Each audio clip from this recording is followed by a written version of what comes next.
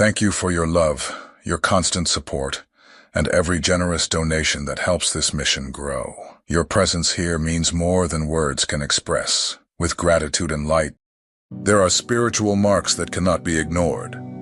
Certain people carry signs that are not common. They perceive the world differently, feel more deeply, face intense battles, and live with the constant sense that they were called to something greater.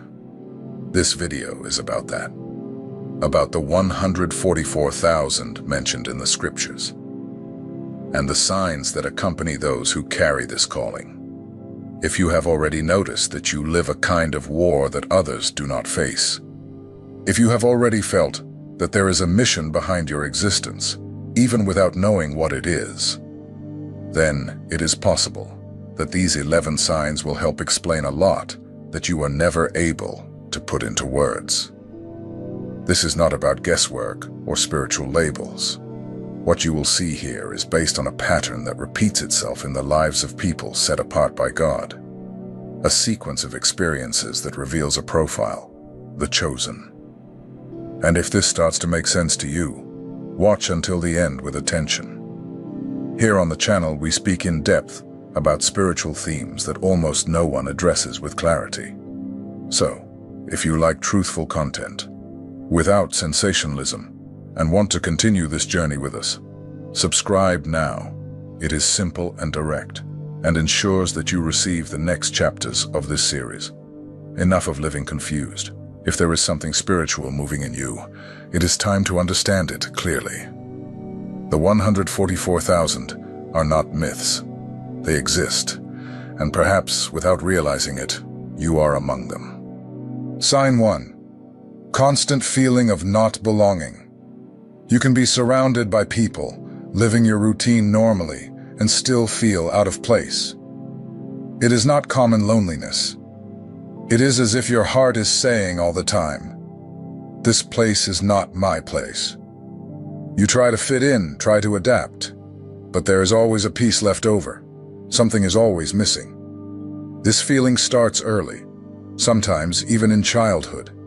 While other children have fun easily, you observe more, you feel more, you perceive more, and that makes you seem strange to others. Over time, you even learn to disguise it. You laugh when you have to laugh, say what is expected. But inside, you continue feeling that you do not belong. You may even have blamed yourself for this, thought that there was something wrong with you. But this feeling is not a flaw. It is a sign, a silent reminder that you were set apart for something different. And those who are set apart for something greater hardly feel comfortable in what is common. There is a divine restlessness inside you. This discomfort is spiritual. It does not go away with distractions, relationships, or achievements. Because it does not come from the mind, it comes from the spirit. It is as if something inside you remembered, even if in a confused way, that your mission is not the same as everyone else's, that your soul has a different sound, a frequency that does not blend with what is around. Sign 2. Repeated and seemingly meaningless trials. You look around and it seems that others have a lighter life. Their struggles pass quickly, but yours, they last, they come back. They repeat. It is as if you were stuck in cycles. When you think you have overcome, everything starts again. And you ask yourself, what am I doing wrong? But perhaps this question does not have the answer you imagine. These trials are not random. There is a purpose behind them, even if today you do not understand. What is being forged in you goes beyond what the eyes can see. Your endurance is being built. Your character is being refined. It is not punishment. It is preparation. God is forming in you something that can only be built in the fire of trial. While many learn with comfort, the chosen learn in pain. Not because they are less loved, but because they are more necessary. There is a spiritual urgency in your calling, and the more important your mission is, the more intense the preparation will be. Each tear has a function. Each loss, a lesson. Nothing is happening for nothing. You may not see it now, but all these trials are building a firm foundation. You are being prepared to hold spiritual weight, to carry people, to lead, to influence. And this requires structure. It requires deep roots. And roots only grow in the invisible, in silence, in resistance. Therefore, do not give up because of the battles. Look at them as a sign. You are not being forgotten. You are being shaped. And those whom God shapes, He uses. It is not the end. It is the process. And in this process, God is revealing who you are. You are not weak. You are chosen. And that changes everything. Sign 3. Commitment to the truth, even when it hurts. You have already tried to pretend that everything was fine, but you could not. You have already tried to keep quiet in the face of an injustice, but the voice came out unintentionally. You feel an almost uncontrollable need to be truthful, to take a stand, not to agree with what is wrong, even if it costs dearly. This commitment is not something you learned. It is something you were born with. It is inside. It is part of your essence. Even when you make mistakes, there is a restlessness inside you, a voice saying, "This is not you." And it is this voice that brings you back, always, because your soul was sealed with the truth, and lies suffocate you. You have already lost friendships, opportunities, and even relationships for not accepting to bow to falsehood. You have been called exaggerated, intense, too correct. But deep down, you know that you cannot pretend. You cannot betray what is engraved in your spirit. You are called to walk in the light, and the light exposes. This is exhausting. It hurts.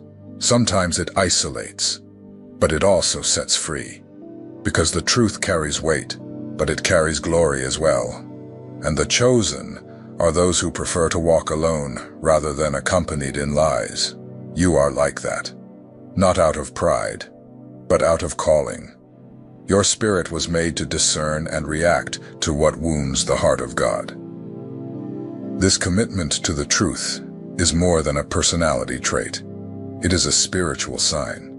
The chosen carry this internal compass, and even when they stray for a time, it always repositions them. It is as if heaven shouted from within, "Come back." This does not match you, sign 4. You experience more human struggle than divine flow.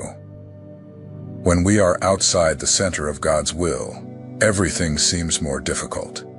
It is like rowing against the tide. You make an effort, wear yourself out, try everything.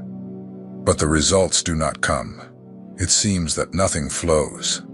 Everything needs to be forced, pulled, pushed. It is exhausting. But when you are in your calling, even with struggles, there is grace. There is a kind of strength that does not come from you. It is as if the right doors opened, the right people appeared, the right resources were released. It is a flow that only God can generate. This does not mean that the journey is without challenges, nor that everything will be easy. It means that even in battles, you feel the hand of God sustaining you. You feel peace, even in the midst of chaos. You feel direction even when everything around seems confusing. Nehemiah rebuilt the walls of Jerusalem in 52 days. He faced opposition, mockery, attacks. But what God wanted to be done was done. And it was done with clarity, focus, and spiritual strength. Because when heaven is approving, hell may try to block, but it cannot stop. If you are too tired, if everything is heavy, if nothing seems to work, stop and ask, am I where God wants me to be? Sometimes, excessive tiredness is a sign of spiritual misalignment. It is God saying, you are wearing yourself out in something I did not send you to do. The right calling, at the right time, in the right way, carries a lightness. Even with pain, there is a sense of purpose. Even with pressure, there is direction. Even with effort, you see fruit. Seek this flow. Ask God to reposition you. Because where He sends, He sustains. And what He plans, He Himself accomplishes. Sign 5. Your spiritual life seems mechanical rather than dynamic. There is a clear difference between living with God and just doing things for God.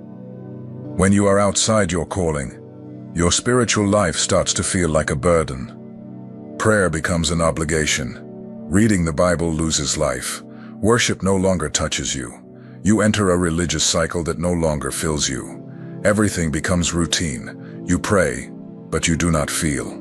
You read, but you do not understand. You serve, but you do not rejoice. It seems that you are just fulfilling spiritual tasks without real connection. And this happens because your spirit knows that it is far from what it was called to do. The calling connects us with God in a living way. It keeps us aligned, sensitive, attentive. It renews the fire, awakens the passion, ignites the thirst. When we are walking with purpose, intimacy with God grows. Faith becomes deeper.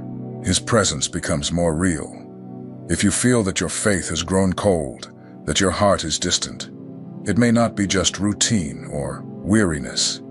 It may be a clear sign that you are resisting what God asked you to do. And resisting the calling generates disconnection. The good news is that God does not move away from you. He keeps speaking. He keeps calling. He keeps waiting. All He wants is for you to return to the center of the purpose. And when that happens, your spiritual life is renewed. The presence returns. Joy returns. The fire rekindles. Return. The calling is still alive, and your intimacy with God will be restored on the path of obedience. Sign 6. You are not experiencing supernatural provision. When God sends someone, He sustains. He provides. He opens paths where there is no road. But if you are constantly struggling with lack of resources, of time, of support, perhaps you are not in the place where provision is being poured out. The problem is not God. He remains the God of all provision. The question is, are you positioned where He wants you to be? Because provision is linked to purpose. And outside of purpose, even what is good becomes scarce. Look at the people of Israel in the wilderness. While they were on the right path, manna fell. Water sprang from the rock. Clothes did not wear out. But when they murmured, strayed, or disobeyed, they faced lack, hunger, thirst. Provision was no longer abundant. You may be doing something good, but if it is not what God commanded, provision does not follow. Because God funds what He plans. He sponsors what He orders. If He did not send it, He is not obligated to sustain it. Many are living with scarcity not for lack of faith, but for lack of alignment. They are trying to sustain a calling they created, not one they received. And that generates weariness, worry, and frustration. But when you enter the center of God's will, everything changes. The right doors open. Resources arrive. Favor follows. Heaven moves in your favor because you are moving in favor of heaven. Stop fighting alone. Return to what God asked of you. The provision you seek so much is waiting in the place of obedience. Sign 7. Constant spiritual attacks. Have you noticed that even when you try to do everything right, the battles never stop? When one area calms down, another seems to collapse. Confusing dreams, oppressions, inexplicable pressures. Moments when everything seems heavy. The environment becomes strange, and your mind fills with weariness without a clear reason. This is not a coincidence. It is spiritual warfare. Those who carry something precious unsettle. Your life is not common, and therefore, you attract resistance. The spiritual world recognizes what you are still learning about yourself. You were set apart, and therefore hell constantly tries to distract you, tire you, paralyze you. The goal is not just to hurt you, it is to make you give up what you carry. These attacks can manifest in various ways. Emotionally, you feel drained. Spiritually, you feel disconnected. Physically, you feel a weight that has no medical explanation. And even when you try to pray, it seems the voice does not come out. It seems that everything is stuck. But what is happening is that the battlefield has intensified. But even in these attacks, God is at work. He allows certain pressures to strengthen you. Because battles are not won with comfort. It is in pain that authority is forged. And it is in the struggle that your anointing grows. If the attack is strong, it is because the purpose is great. And if you are still standing, it is because heaven is still with you. Sign 8. Losses that purify. Have you ever lived moments when everything seemed to be going right, and suddenly you lost something important? A relationship, a friendship, an opportunity. And that shook you deeply. It hurt. It confused. Perhaps it left you asking, why did God allow this? The answer may lie in what that loss was trying to purify. God does not take anything away without purpose. Sometimes what left was occupying a place that was preventing your growth. And other times, it was not the thing itself, but the attachment to it. The chosen, live pruning cycles. And pruning always seems like punishment. But in reality, it is preparation. It is lightness for the next step. You may have felt loneliness. You may have cried in silence. But today you understand that that loss showed you things you did not see. It taught you to depend more on God and less on circumstances. To lean on what is eternal, not on what can change. These pains have created roots of maturity in you. Not every loss is an attack. Some are strategies. Sometimes God takes something you loved, not to punish you, but to make room for something greater. And only when you let go of what has passed can you receive the new. Many chosen people go through this kind of process.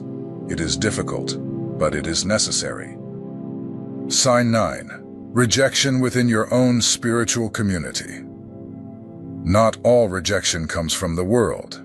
Sometimes it comes precisely from where you least expected, your own community of faith. And that hurts in a different way. It hurts because it hits the place of trust. It hurts because they are people who speak the name of God, but do not recognize when He speaks through you. Many chosen people report this same wound. People who tried to serve sincerely but were misunderstood.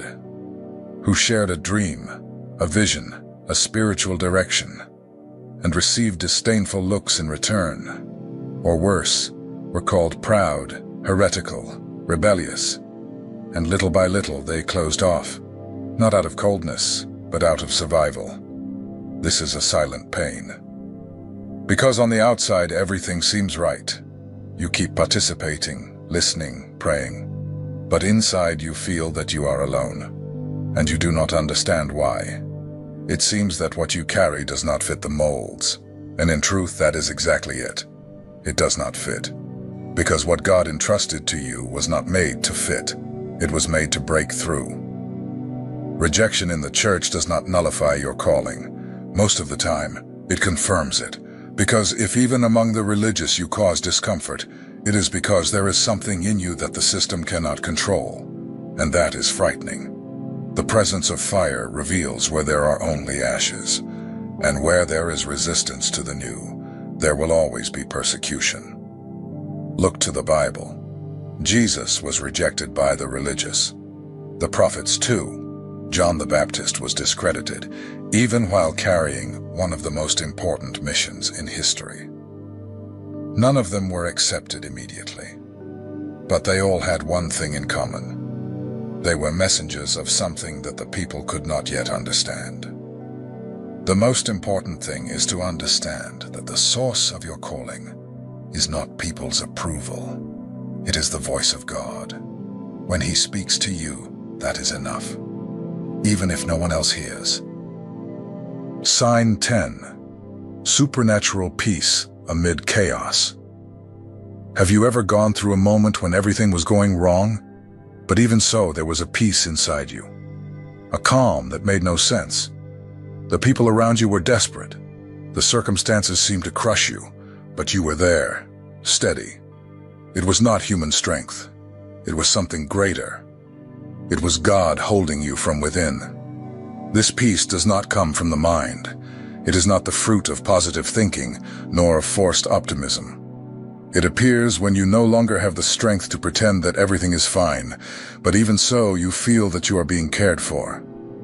As if a gentle voice were saying in your spirit, "Stay calm, I am here." And you believe, without seeing, but you believe. It is a peace that does not depend on circumstances. In fact, it appears exactly when the circumstances are at their worst, when the bills do not add up, when the diagnosis frightens, when the ground disappears. And yet, you feel that you will not sink, because somehow you know that there is a purpose even in that. This kind of peace is one of the deepest marks of the chosen, because it is not learned. It is not forced. It is not faked. It comes when you are so surrendered to God that you no longer need to understand everything in order to trust. You simply know that God is in control and that He does not err in direction. When others look at you and ask, "How can you stay so calm with all this happening?" you do not even know how to answer, because it is not about coldness nor about emotional strength. It is the Holy Spirit hugging you from within, enveloping you in a safe place, invisible but real. This peace is protection, it is relief, it is direction. It does not erase the pain, but it prevents despair.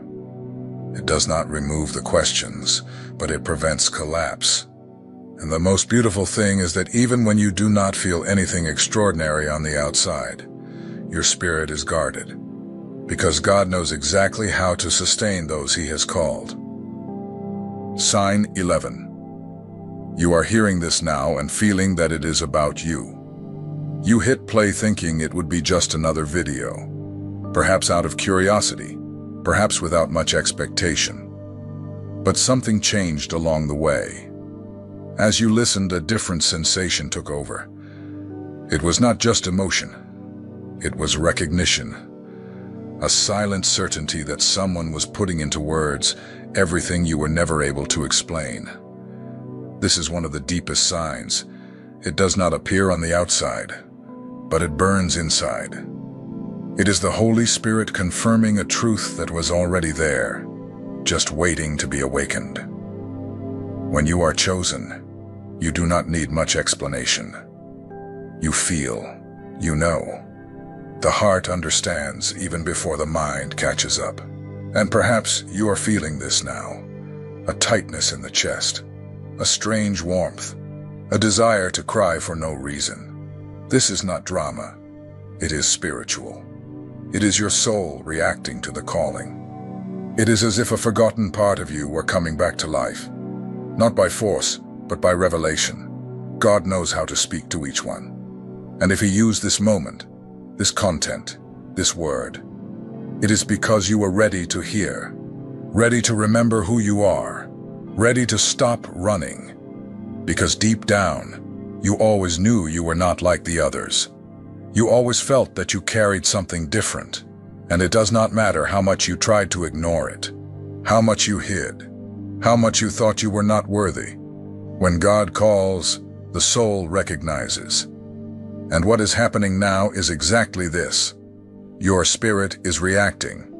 It is saying yes, even if your lips are still silent. This sign does not need proof. It does not depend on past experiences or religious titles. It is simple and direct. You are hearing and feeling that it is about you. That is enough. Because the chosen do not need much to be activated. They just need to hear. And when they hear, they know. Now comes the most important part. What will you do with this? You can ignore it, close the video, and carry on as if nothing had happened. Or you can accept it. With maturity, with humility, with faith. Say to yourself, "It is true. I am one of the chosen, and I acknowledge this now." This acknowledgement is not just emotional. It opens spiritual doors. It changes environments. It unlocks directions.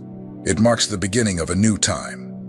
Not because everything is resolved in a snap, but because, from this moment on, you decide to walk with awareness. You decide to stop running. You decide to align your step with heaven. And the truth is that you are not alone. There are many listening now and feeling the same.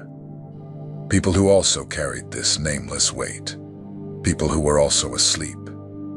But now, just like you, they are waking up. They are understanding that they are part of something greater, that the harvest has begun, and that the time has come to rise. Having come this far, perhaps many things have started to fall into place. You did not hear about these 11 signs by chance. They reveal deep traits of those who were set apart to live something beyond the common. And if you saw yourself in any of them, that is already a sign in itself. Now, with everything you have heard, I want to invite you to take a simple but very important step. Comment below which of the signs spoke to you the most. It can be the one that most awakened you, that confirmed something you already felt, or that made you reflect in a new way about what you have lived up to now. You do not need to write much, nor explain too much. Just write with sincerity. Your comment may seem small, but it has spiritual value. It shows that you are attentive, that you recognized something, that you are responding to the calling, even if in silence. You are not alone. There is an army rising, and each recognized sign is one step closer to living what was promised.